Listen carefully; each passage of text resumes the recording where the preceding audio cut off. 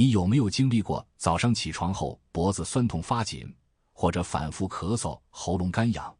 今天我要给大家介绍一个非常实用的穴位——列缺穴。列缺穴是手太阴肺经的络穴，与手阳明大肠经相联系，同时它又是八脉交汇穴之一，通任脉，所以它的功能很强大。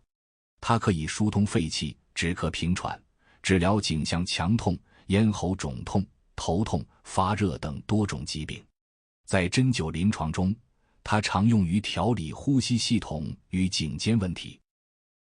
列缺穴的位置在前臂桡侧，腕横纹上 1.5 寸，在桡骨茎突上方的凹陷处。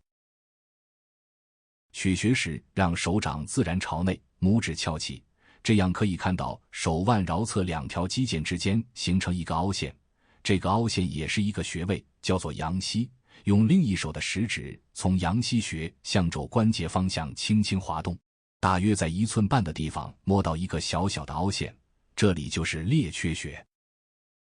还有一种更加便捷的找法，双手拇指、食指张开，虎口相对并合拢，食指指尖正对的位置就是列缺。日常可以用另一手的拇指按压，每次1到2分钟，感觉酸胀为佳。可以双手交替按压。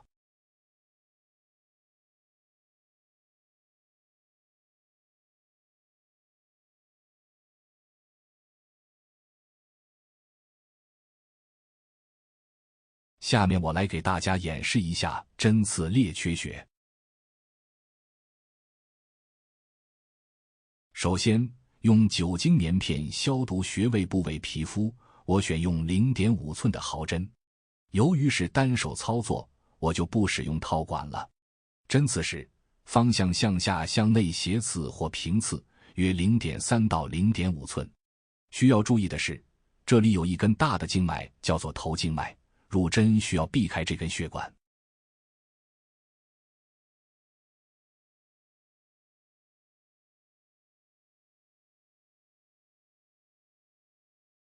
大家喜欢这种中医教学视频吗？如果喜欢，请大家点赞、留言并订阅我的频道，我们下期见。